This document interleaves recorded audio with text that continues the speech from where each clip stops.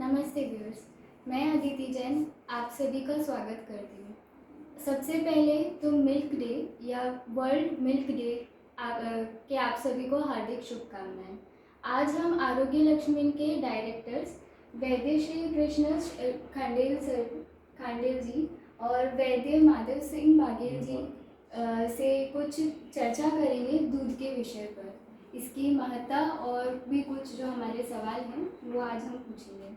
तो सबसे पहले मैं खांडेल सर से ये पूछना चाहूँगी कि सर आयुर्वेद में दूध के ऊपर क्या हमारे आचार्य जी बताते हैं इसके ऊपर।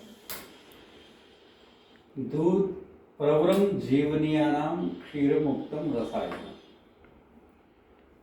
दूध ओज के गुणों वाला है, मतलब जो उत्कृष्टतम धातु उसको हम ओज कहते हैं।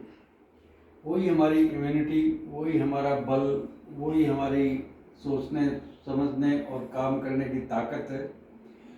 उसको तुरंत बढ़ाने वाला, सारे गुण उसके समान होने के कारण से दूध जो है वो प्रवरम का मतलब श्रेष्ठ जीवनीय है और रसायन कहा गया है।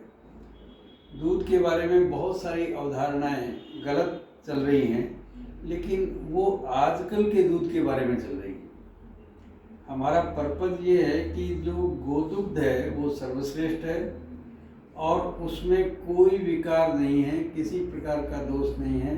खास तौर से बच्चों को और बूढ़े आदमियों को, गर्भिणी को और सुकुमार व्यक्तियों को दूध का नियमित रूप से सेवन करना बहुत आवश्यक है। दूध हमारा सबसे इम्पोर्टेंट और सबसे इजी डाइजेस्ट होने वाला फूड है और कंप्लीट फूड है। Thank you sir. और दूसरा सवाल मेरा सर से है कि सर दूध हमें किस वक्त लेना चाहिए और कितनी मात्रा में हमें लेना चाहिए। दूध प्राय करके अगर आप निद्रा जनन के रूप में लेना चाहते हैं तो उसको रात्रि में लेने के लिए कहा गया है, परंतु सोने से कम 1 घंटे पहले लेना चाहिए। परंतु सामान्यतया दूध लेने का समय है सुबह प्रातः काल, जो अच्छी तरह से जो है नाश्ते के समय लेने से दूध पच जाता है, वो एक उत्तम काल है। परंतु दूध से बनी हुई प्रोडक्ट्स भोजन के साथ आप अंत में ले सकते हैं। दूध कितनी मात्रा में लें, इसके लिए 2-3 बातें हैं। उस व्यक्ति की अग्नि कैसी है, जठराग्नि कैसी है, और वो व्यक्ति शुरू से दूध लेता रहा है, जिसको हम साथ में कहते हैं, उसको दूध साथ में है।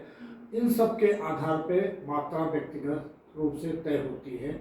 अगर आप जैसे बच्चों को दूध 3 से 4 बार दिया जाता है, तो जो टोटल डोज है उसको हम 3-4 बार में डिवाइड कर लें तो लगभग आधा किलो तक दूध 3 साल तक के बच्चे को आप दे सकते हैं।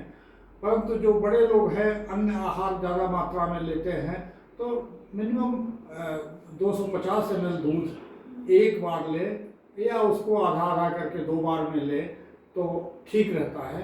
आज समस्या ये हो गई है कि हम चाय और कॉफ़ी की मात्रा इतनी बढ़ा दी है जिसमें थोड़ा थोड़ा दूध पड़ता है, पर वो दूध दूध नहीं रह जाता है।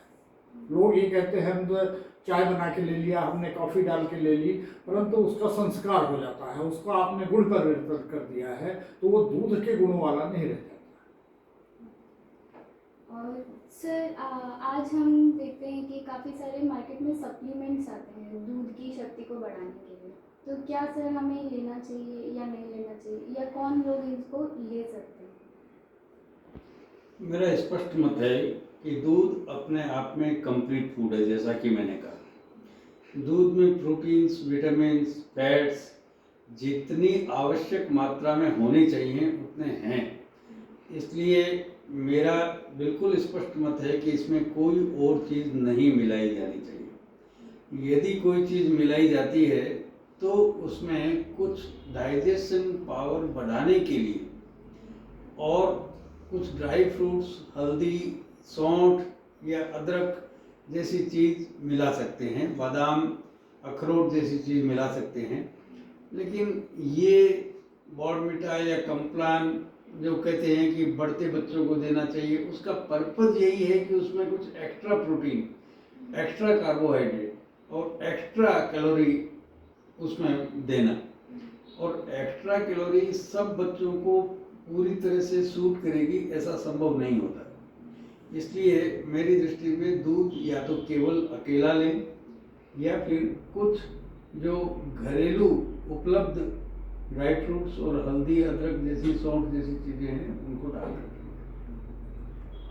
सर जैसे एक और सवाल था कि जैसे हम दूध को काफ़ी परिकल्पनाओं में आज हम यूज़ करते हैं कि कभी सब्जियों में उसको यूज़ करा जा रहा है या उसकी मलाई ली जा रही है या अलग अलग चीज़ों के तरीके से यूज़ किया जा रहा है, तो क्या ये कहाँ तक सही है या गलत? देखिए, आयुर्वेद इस संदर्भ में बहुत स्पष्ट है। दूध का कई चीज़ों के साथ प्रयोग नहीं करना चाहिए, जैसे अम्ल रस।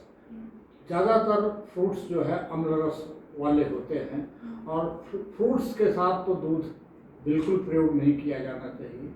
सब्जियां भी, दही आप मिला सकते हैं सब्जियों में, पर दूध नहीं मिलाना चाहिए क्योंकि मिल्क प्रोटीन जो है वो विकृत हो जाती है।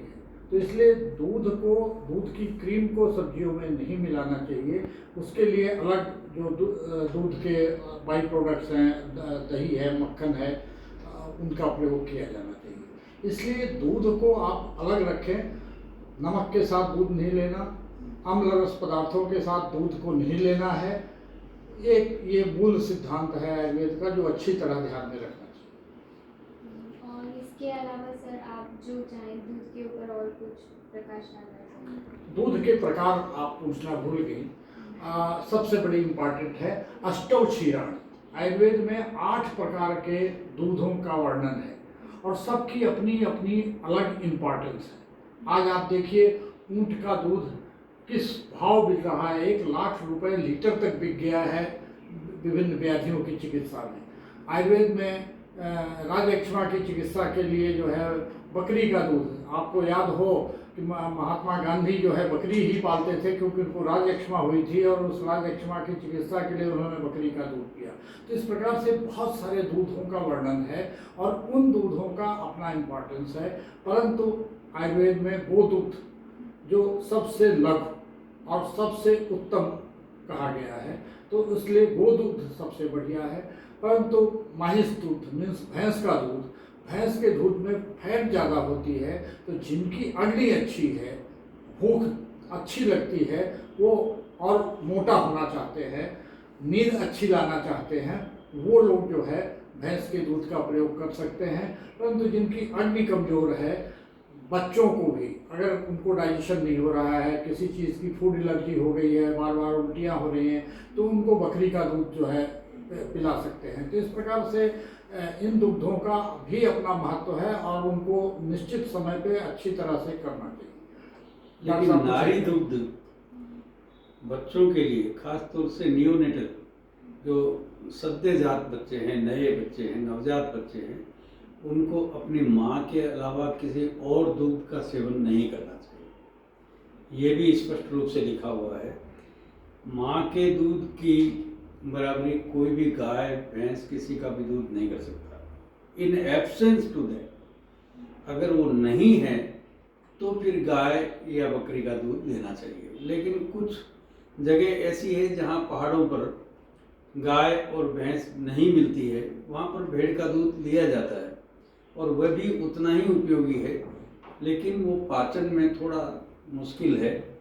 लेकिन वो लोग जो पहाड़ी लोग हैं वो बहुत पहाड़ पे चढ़ने उतरने का काम करते हैं, उनका शरीर स्ट्रेंथ अच्छी है, उनको वो कर सकता है। तो इसलिए दूध को बिना एडल्ट्रेट किए हुए अन्य चीज़ों से जहाँ तक संभव हो शुद्ध दूध के रूप में लें। जहाँ तक हो सके शर्करा ऐड नहीं करें। अगर थोड़ा मीठा करना है तो गुड़ का प्रयोग कर लें, परंतु वाइट शुगर का इस्तेमाल तो बिल्कुल मत करें। धन्यवाद।